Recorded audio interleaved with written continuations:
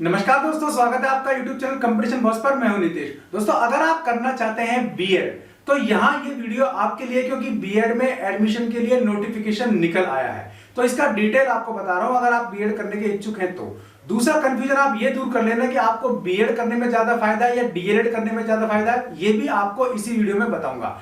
तीसरी बात, आपको 2 साल वाला बीएड करने में ज्यादा फायदा है या फिर 4 साल वाला इंटीग्रेशन बीएड कोर्स करने में फायदा है, ये भी आपको इसी वीडियो में बताऊंगा। तो ये 3 चीजें आपको इस वीडियो में बता रहा हूं। इसके अलावा जो चेंज हुए हैं बीएड कोर्स में वो भी आपको बता रहा हूं। तो चलिए वीडियो को शुरू करते हैं और देख लेते हैं कि इस बार बीएड एग्जाम में कौन कौन अपीयर हो सकता है और ये किस बंदे के लिए मुफीद रहने वाला है, कौन सा कोर्स।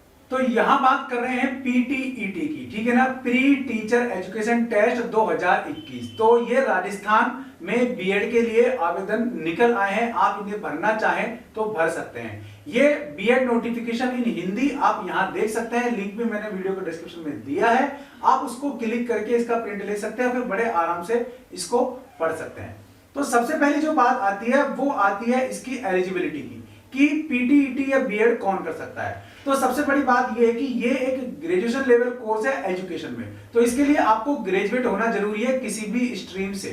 लेकिन जिन्होंने 1 साल में ही केवल बीए किया हुआ है या ग्रेजुएशन किया हुआ है, उनके लिए नहीं है। आपको 10+2+3 या 10+1+3 पद्धति से जिसने स्नातक किया हुआ है उसी के लिए ये जो कोर्स है, इसके अलावा कोई कोर्स नहीं कर सकता। फिर इसमें आप बीए, बीकॉम, बीएससी शिक्षा शास्त्री परीक्षा के अंतिम वर्ष में हो या आपने एमए, एमकॉम, एमएससी आचार्य के अंतिम वर्ष में हो तो भी आप इसमें बैठ सकते हैं। लेकिन काउंसलिंग के दौरान जब पंजीकरण की अंतिम तिथि से पहले आपको परीक्षा की अंक तालिका दिखाना जरूरी होगा। आप कोई न्यूज़पेपर वाली अंक तालिका ले आए या फिर आप इंटरनेट से अंक तालिका ले आए तो भाई वो आपकी मान्यता उसमें आपको नहीं मिलेगी, आपकी फीस भी जब्त हो जाएगी। अब आपके स्नातक और स्नातकोत्तर इन दोनों में से, यानी कि यूजी और पीजी में से किसी भी एक में 50% अंक होना जरूरी है। किसके लिए? अनरिजर्व कैटेगरी के लिए। और आप रिजर्वेशन वाले हैं तो आपको 45% अंक जरूरी होंगे। तो ये आपके बीएड के लिए योग्यता है, ठीक है। आपका प्री टीचर एजुकेशन टेस्ट, यानी कि आपका टेस्ट होगा, आपका एग्जाम होगा। एग्जाम के आधार पर मेरिट बनेगी और वहां आपका सिलेक्शन होने के बाद आपको बीएड कॉलेज अलॉट होगा। 5% सीटें अदर स्टेट वालों के लिए रिजर्व है, लेकिन उनका जो बही खाता है वो जनरल कैटेगरी में ही खुलेगा, ठीक है। ये रिजर्वेशन है किस कैटेगरी के लिए कितने कितने पद स्वीकृत हैं, जो आप देख लेना आराम से, क्योंकि ये ज्यादा बड़ा इशू नहीं है। अब यह आपके डॉक्यूमेंट्स के डिटेल नीचे दिया हुआ है। अब योग्यता नियमों का स्पष्टीकरण मैंने आपको बता दिया कि आप स्नातक होना जरूरी है, ठीक है ना। स्नातक बिना आपका पार नहीं पड़ने वाला, स्नातक और स्नातकोत्तर तो चल सकता है। अब टेक्निकल एजुकेशन वालों की बात कर लेते हैं। बिंदु संख्या 4 आप देखें, यहां क्या लिखा हुआ है कि वे अभ्यर्थी जो 2 शैक्षणिक विषय चुनने के लिए नियम अनुसार अधिकृत नहीं है उनको पीटीईटी 2021 परीक्षा में शामिल नहीं किया जाएगा। किनको शामिल नहीं किया जा सकता या कौन राजस्थान से बीएड नहीं कर सकेगा? जिन्होंने बीबीए किया हुआ है, जिन्होंने बीसीए किया हुआ है, जिन्होंने बीटेक किया हुआ है, जिन्होंने बीएससी बायोटेक किया हुआ है। इस प्रकार की जितनी भी स्नातक डिग्री है वो यहां से बीएड नहीं कर सकते। क्यों? क्योंकि बीएड में उनके सब्जेक्ट नहीं है।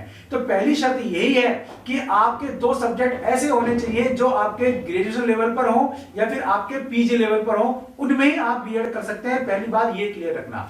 अब ग्रेजुएशन में जैसे मान लीजिए हिंदी और इंग्लिश है, आपके केवल फर्स्ट ईयर में ही रहता है, तो आप इन दोनों से बीएड नहीं कर सकेंगे।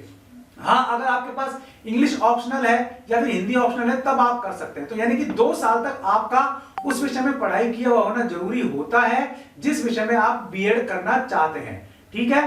तो ये क्लियर आपको रखना चाहिए। ऑनर्स वाले देखें, ऑनर्स डिग्री धारक अभ्यर्थी जिन्होंने वैकल्पिक विषय के अतिरिक्त कोई विषय 2 वर्ष तक नहीं पढ़ा है तो वह उन विषयों को शैक्षणिक विषय के रूप में नहीं चुन सकता। यानी कि ऑनर्स वालों के पास भी कोई सब्जेक्ट ऐसा है जो उन्होंने लगातार 2 साल तक पढ़ा है तो वो उसी में बीएड कर सकेंगे। अब इंटीग्रेशन वालों की बात करते हैं। 4 साल बीएड वाला या 4 साल वाला बीएड बीएससी कोर्स, ठीक है ना। तो भाई उनके 12th में 12वीं पास होना जरूरी है, वो चाहे वो आर्ट्स स्ट्रीम से हो चाहे वो साइंस स्ट्रीम से हो। तो उनको 50% नंबर 12वीं में जरूरी है। अगर वो रिजर्वेशन से हैं तो फिर उनको 45% अंक जरूरी है। तो 4 वर्ष के लिए वो पात्र हो सकते हैं। वो बीए बीएड या बीएससी बीएड कहलाएंगे, यानी कि उनकी डिग्री दोनों एक साथ मिल जाएगी एक ही शीट पर। अब इसका जो एग्जाम पैटर्न है पीटीईटी एग्जाम पैटर्न है, फिर बीएड एडमिशन एग्जाम पैटर्न जो है वो क्या है, इसमें आपके एक मेंटल एबिलिटी आएगी, दूसरा टीचिंग एप्टीट्यूड एंड एटीट्यूड वाला टेस्ट होगा, फिर होगा आपका जनरल अवेयरनेस यानी कि जीके भी आएगी, जीए भी आएगी, ठीक है भाई। फिर आपका लैंग्वेज प्रोफिशिएंसी हिंदी अथवा अंग्रेजी ये भी आपका आएगा। आपका जो एग्जाम है वो ऑप्शनल उसमें होगा, यानी कि ऑब्जेक्टिव टाइप होगा, 4 में से आपको एक सही करना है। हिंदी अंग्रेजी दोनों में पेपर आता है, जिसमें आपने भरा है उसमें आप सॉल्व कर सकते हैं। 3 घंटे का पेपर होगा और जो आपके 600 अंकों का कुल होगा, यानी कि प्रत्येक प्रश्न 3 अंक का होगा आपके, ठीक है। तो एक प्रश्न 3 अंक का, कुल 600 अंकों का आपका पेपर, 3 घंटे की आपकी अवधि रहेगी और सही उत्तर के लिए 3 अंक दिए जाएंगे। एक बात ये ध्यान रखना।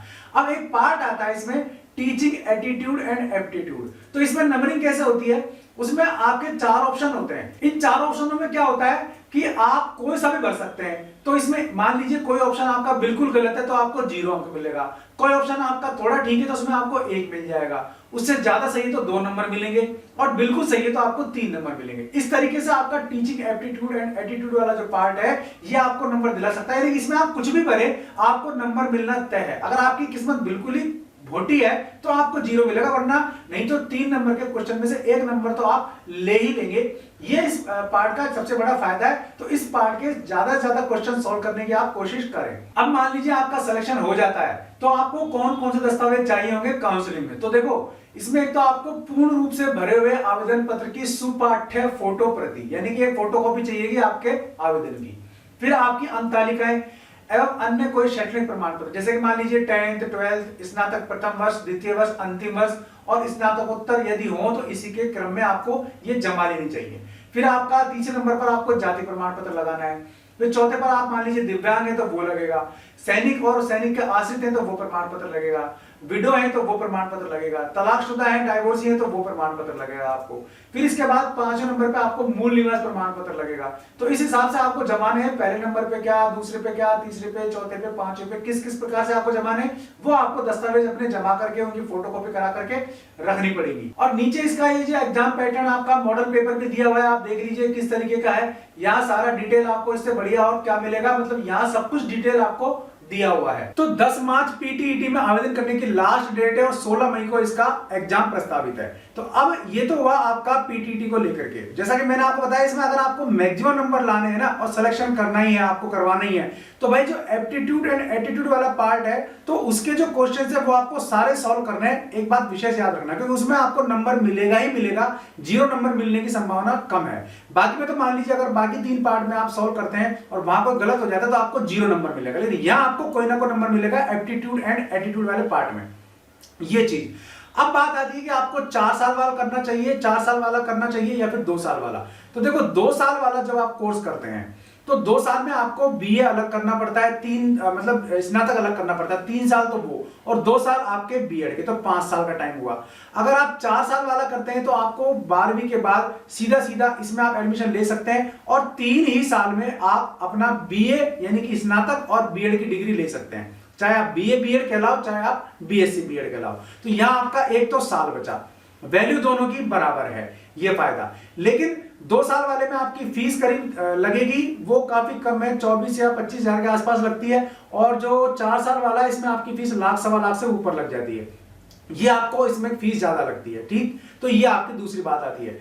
अब अगर आप 4 साल वाला करते हैं तो फिर आपका जो ट्रेडिशनल स्नातक वाले जब आप किताबें पढ़ते हैं तो वो ज्यादा इंपॉर्टेंट होती है। इसमें जो किताबें होती हैं उसके हिसाब से नॉलेज लेवल में दोनों में काफी फर्क आ जाता है। तो उसमें स्टेटस आपका 12th है तो वो आपका स्टेटस रहेगा, यहाँ आपका स्टेटस ग्रेजुएट है तो भाई ये स्टेटस रहेगा, तो नॉलेज में काफी फर्क आ जाता है। ये बात बताऊं आपको, बीएड करने का एक फायदा यह है कि आप लेवल 2 में जब रीट की भर्ती आती है या सीटेट होता है तो उसमें आप लेवल 2 में अप्लाई कर पाते हैं।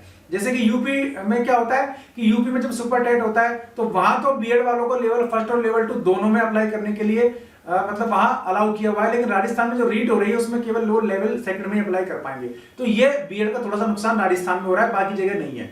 और डीएलएड का फायदा ये है कि आप लेवल 1 में अप्लाई कर सकते हैं रीट में।